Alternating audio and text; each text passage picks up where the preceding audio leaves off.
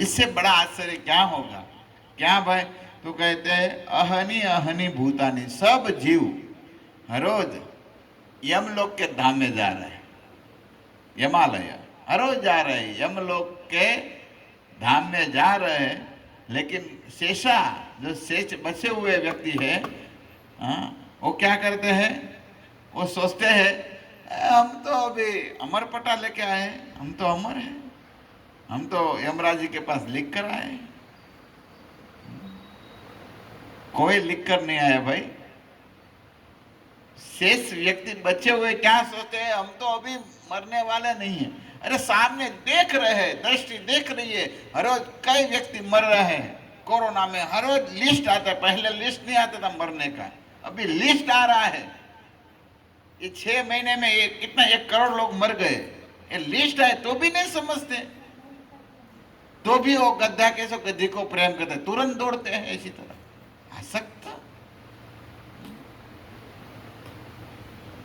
पता नहीं, तुरंत दौड़ता है। अमर कोई नहीं है। और देखो,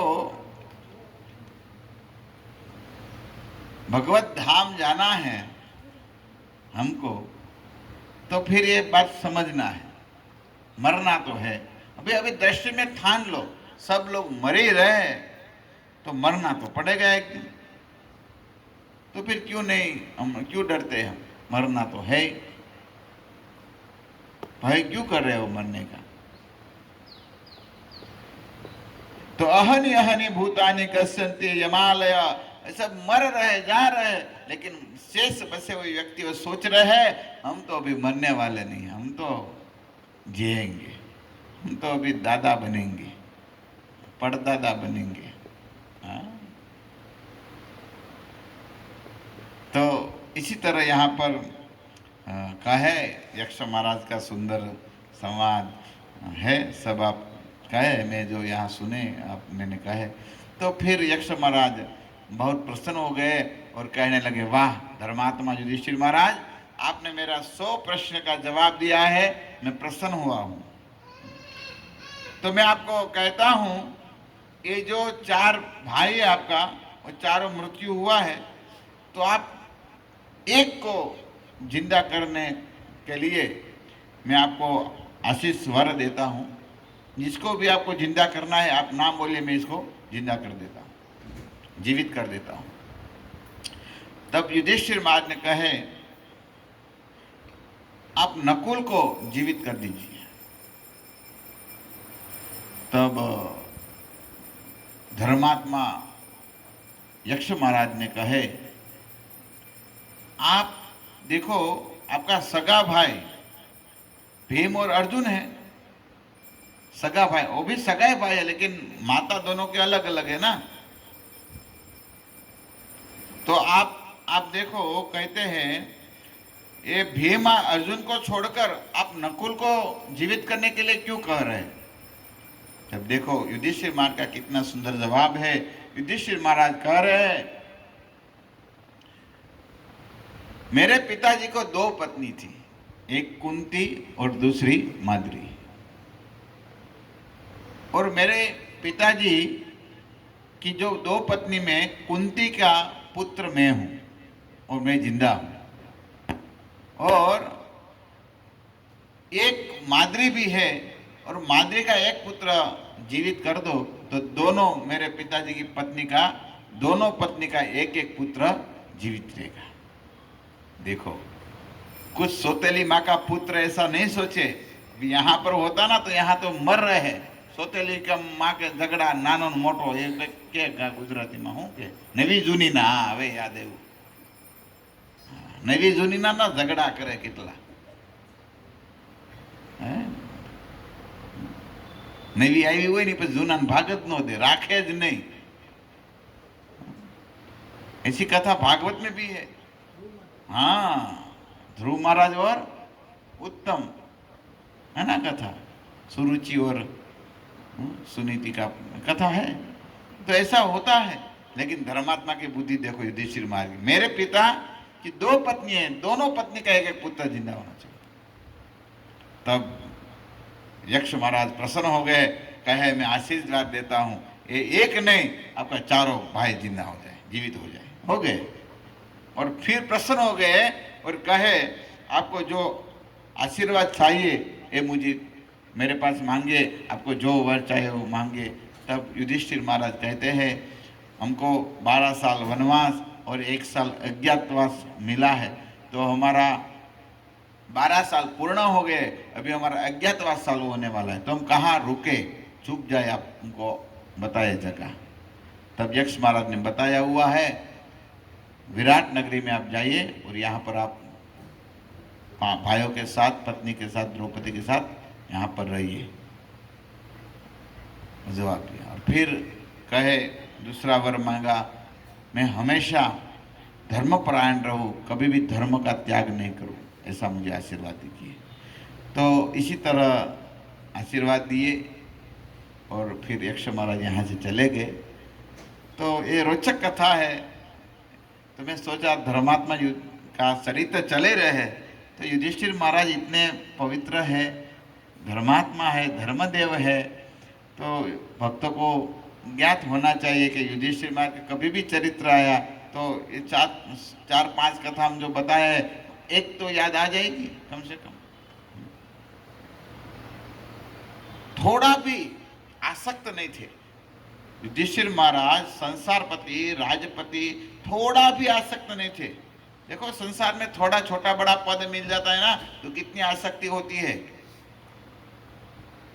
युधिष्ठिर महाराज इतने बड़े भूमंडल के चक्रवर्ती सम्राट थे।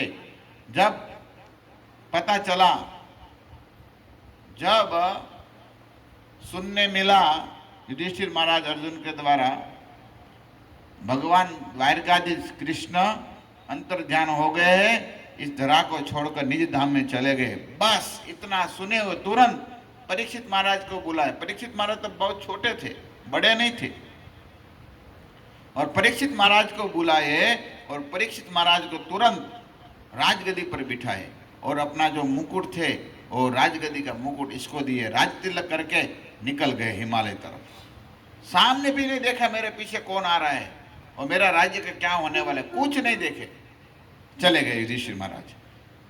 और गए तो इसके पीछे फिर भीम गए, इसके फिर अर्जुन, फिर नकुल और सहदेव, और पीछे सबसे पीछे द्रौपदी गई। मैं कल मैं आपको कहा था ना, ये हिमालय में गए तो फिर गिर गए थे। क्यों गिर गए थे? ये पांचों गिर गए थे, चारों भाई और द्रौपदी, वो गिर गए थे। क्यों गिर गए थे?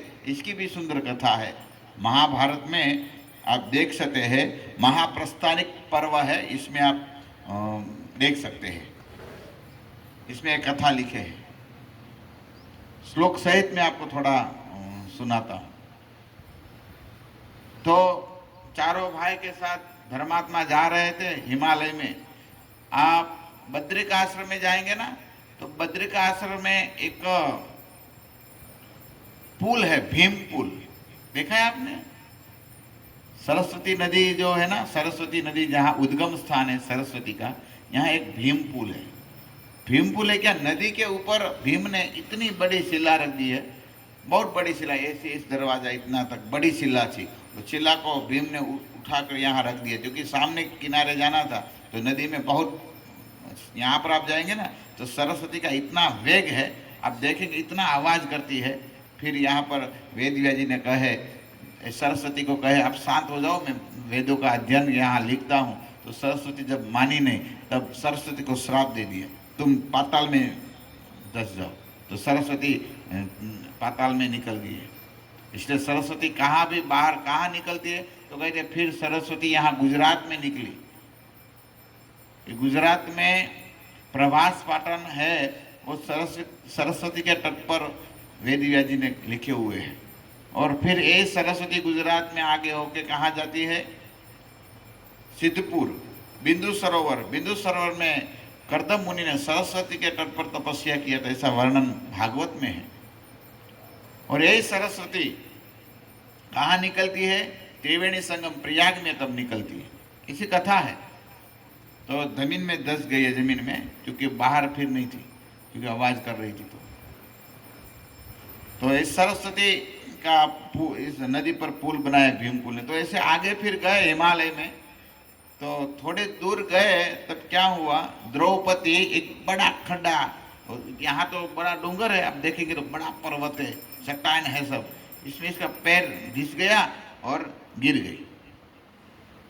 जब और गिर गए तो बोले बचाओ बचाओ ऐसे बोले, लेकिन युधिष्ठिर महाराज ने सामने भी नहीं देखा, पत्नी गिर गई। यहाँ पर तो रुमाल गिरते तो भी पता है ना, सब कथा है, पता ही नहीं पता है। एक व्यक्ति था ना, वो कुटर लेके जा रहा था तो जा रहा था तो सामने वाले मिले, ए भाई देखो देखो तुम्हारा रुमाल गिर गया है। तो बोले मैं गिरा हुआ वस्तु नहीं लेता। थोड़े दूर गया तो पत्नी गिर गई बोले ये भी गिरे हुए। तो कोई कहा आपकी पत्नी गिर गई, तो बोले मैं जब गिरे हुए वस्तु को नहीं लेता हूं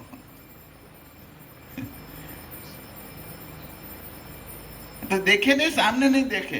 तो भीम ने पूछ दिए, हे धर्मात्मा महाराज युधिष्ठिर महाराज, द्रौपदी गिर गई, इसका कारण क्या था? तब इसके जवाब में धर्मात्मा युधिष्ठिर महाराज कहते हैं, पक्षपातो महानस्या विशेषेण धनंजय तस्य तेत फलम तेषाम पुंक्ते पुरुष सत्तम। तो कहे, हे पुरुषवर, हे भीमसेन, द्रौपदी ने पक्षपात करती थी। द्रौपदी क्या पक्षपात करती थी? अर्जुन को ज्यादा प्रेम करती थी। हम ऐसे पत्नी सबकी थी ना, लेकिन अर्जुन को ज्यादा चाहती थी, इसलिए पक्षपात करती थी ना। ये पक्षपात के कारण आज इसको गिरना पड़ा है और इसका फल वो भुगत रही है। जवाब दिया। इसलिए देखो, पक्षपात कभी भी नहीं करना चाहिए। पहले गांव में ऐसा बहुत होता था, अभी नहीं होता है। हम जब गांव में बड़े हुए हैं तो पता है, सब जॉइंट फैमिली होते थे, तो 3-4 भाई होते थे, तो फिर बच्चे भी परिवार बड़ा होता था, तो फिर अपने बच्चे के लिए अच्छा दूध मिलता है और भाई के बच्चे के लिए पानी वाला दूध मिलता है। ये सब ऐसे किया हुआ ना, सब इसी तरह गिरने वाला है। गांव में ऐसा बहुत होता था पहले। अपने बच्चे के लिए अच्छा सब सफरजन फ्रूट सब अच्छा रखते हैं और भाई के बच्चे के लिए सड़ा हुआ। ये पक्षपात करते हैं ना, ये पक्षपात नहीं करना चाहिए। अभी ठीक है भाई, सब स्वतंत्र हो गए हैं, लेकिन पक्षपात ऐसा होता था ना गांव में, आपने सबको पता होगा, हमने देखा है पक्षपात करते थे। ऐसा नहीं करना चाहिए। कभी भी कोई भी बात में पक्षपात मत करिए। ये पक्षपात का फल भुगतना पड़ता है। धर्मात्मा ने कह दिया युधिष्ठिर महाराज ने, ये फल भुगतना पड़ेगा। पक्षपात करती थी, हमारे साथ भी रहती थी, लेकिन ज्यादा प्रेम धनंजय को चाहती। तब आगे थोड़े ही दूर गए, तब सहदेव गिर गए। सहदेव गिर गए तो क्योंकि ये धनंजय, भीम, ये सब गिर गए तो पीछे देख रहे थे, लेकिन युधिष्ठिर महाराज तो देखे नहीं, पीछे ही नहीं देखा, जो भी हो जाए। वो तो अपने उत्तर तरफ मुंह कर दिया, वो कर दिया। और फिर पूछ दिए भीमसेन ने वापस, हे महात्मा, हमारे छोटे भैया गिर गए हैं, वो गिर गए, इसका कारण क्या है?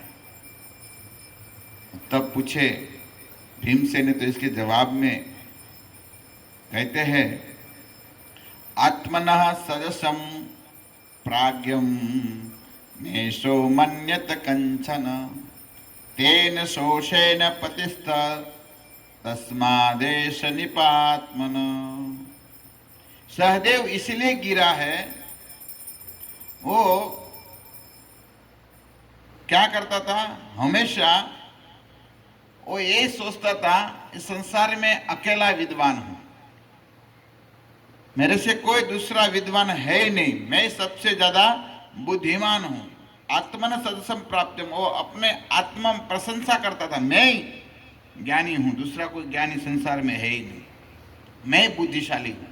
देखो, ऐसा समझना भी एक प्रकार का पापी है। सहदेव कोई साधारण नहीं थे। सहदेव और नकुल अश्विनी कुमार थे। तो कहते हैं, स्मरण करते हैं, जब अश्विनी कुमार का हम स्मरण करते हैं ना, तो हमारा जो रोग होता है ना, वो रोग मिट जाता है। आपको पता है 5 पांडव है ना, 5 पांडव का स्मरण करने से क्या क्या होता है, ऐसी कथा मिलती है। मैं कहाँ तो श्लोक लिखा था, अभी पता नहीं है, एक दिन कुछ बोलना मैं भूल गया था। लेकिन 5 पांडव का स्मरण करने से कुछ तो होता है। जैसे धर्म का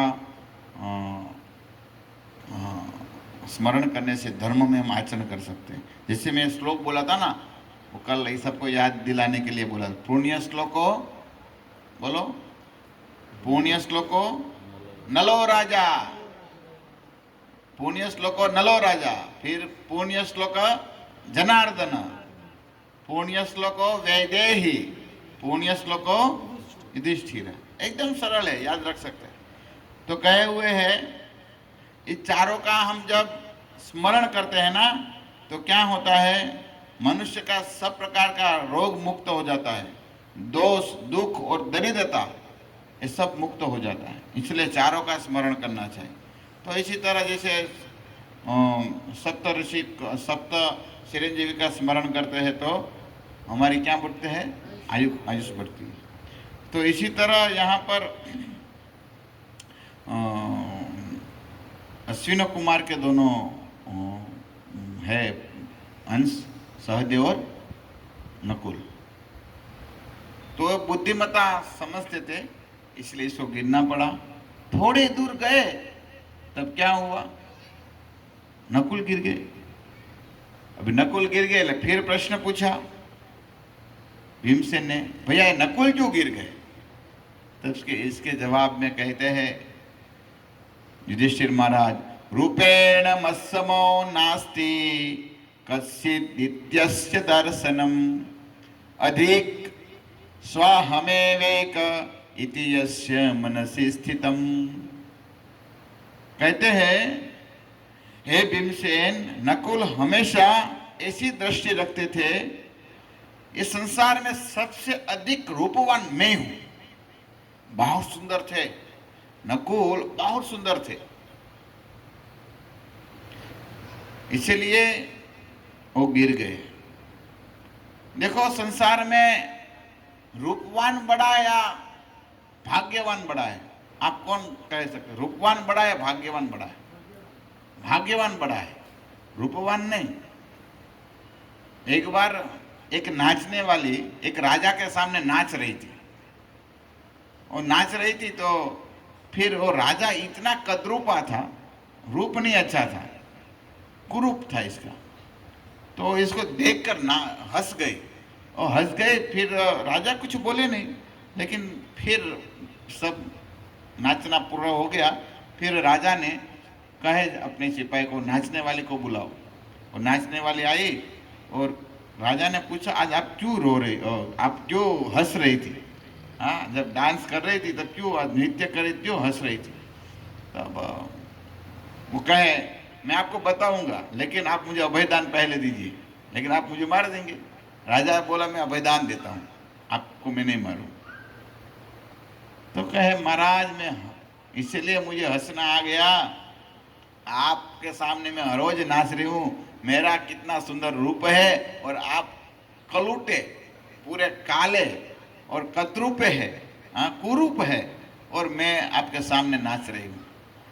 तो मैं सोच रही थी, भगवान जब भी रूप दे रहे थे तब आप कहाँ गए थे? तब राजा बोले, अच्छा बेटी, तूने बहुत सुंदर प्रश्न किया है। जब भगवान रूप बांट रहे थे तब भगवान ने मुझे ऑप्शन दिया। भगवान ने कहे, आपको भाग्य चाहिए या रूप चाहिए? तब मैं सोचा भाग्य चाहिए मुझे। तब मैं भाग्य लेने गया तो यहाँ पर आए तो रूप खत्म हो गया था। लेकिन आश्चर्य की बात यह है, एक कुरूप के सामने रूपवान नाचते हैं। समझ में आया? मैं कुरूप हूं लेकिन आप इतनी सुंदरी है, लेकिन भाग्य के सामने रूपवान को नाचना पड़ता है।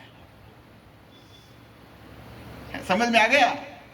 हाँ, नाचना पड़ता है।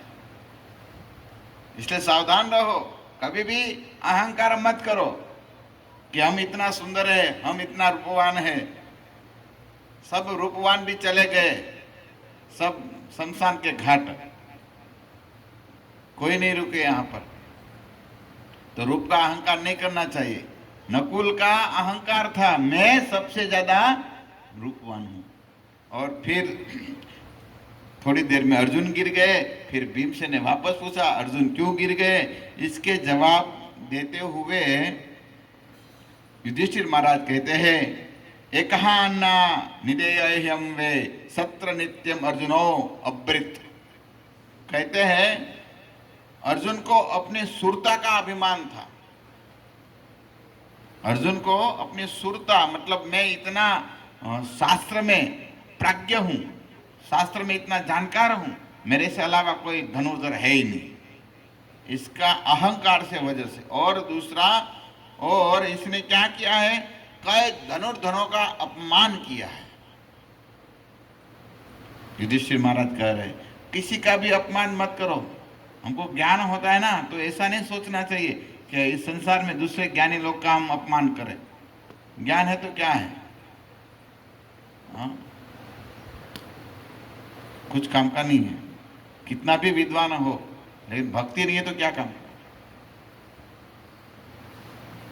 बड़े बड़े कितने भी बड़े हो तो क्या है, ताड़ के खजूर कहते हैं ना, पेड़ बहुत छाया कहाँ देते हैं, कुछ काम में नहीं आता है। दूर दूर क्या काम का, कुछ छाया नहीं देते, और नहीं फल भी नहीं आता। ताड़ के में क्या फल आ जाता है। सावधान रहो। तो इसी तरह अर्जुन गिर गए और इसका जवाब दिया।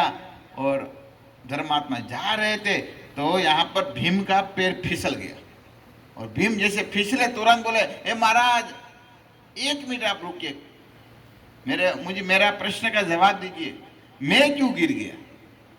अभी तीनों भाई तो गिर गए, द्रौपदी भी गए, सबका जवाब दिया, मैं क्यों गिर गया। इस बड़े खड्डे जो चट्टान थे इसमें फिसल गया, मैं क्यों गिर गया, जवाब दीजिए। धर्मात्मा सामने नहीं देखे, वो कहे ऐसे ही मुंह पर सामने उत्तर की दिशा में मुंह रख कर जवाब दे दिया, भीमसेन आपने अति भुक्तम स भवता प्राणेन स विकथ्यते अनवेक्ष परम पार्थ नेतासी पतितक्षितो। आप हमेशा बहुत ज्यादा खाते थे।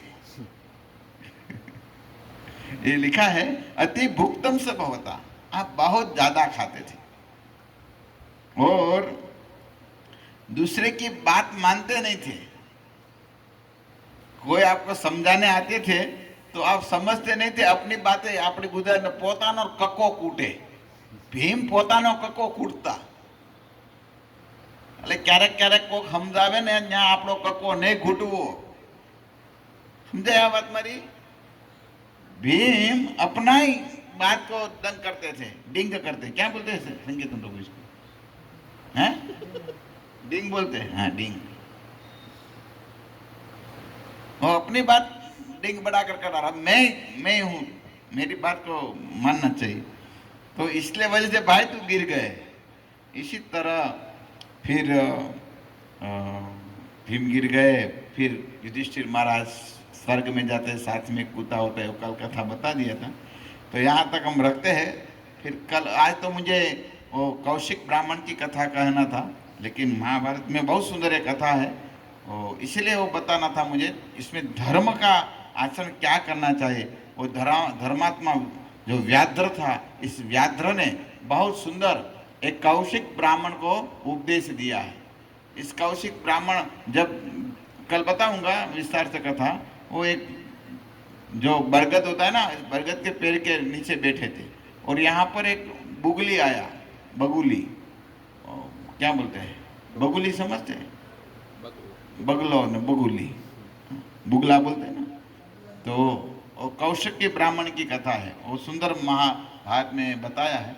और फिर क्या हुआ, बुगली ने विष्ठा कर दिया और इस मुंह पर गिरा, और गिरा तो क्रोधित हो गए। अरे क्रोधित हो गए, इसका क्रोध के वजह से इतना क्रोध किया, वो बुगली गिर गई और जल गई। और जल गई तब इसको अहंकार, अरे मेरी तपस्या का कितना प्रभाव है, थोड़ा क्रोध करता हूं तो बुगली भी जल जाता है, इसलिए क्रोध नहीं करना चाहिए। कल बताएंगे वो कथा। हरे कृष्णा कृष्णा कृष्णा हरे हरे, राम राम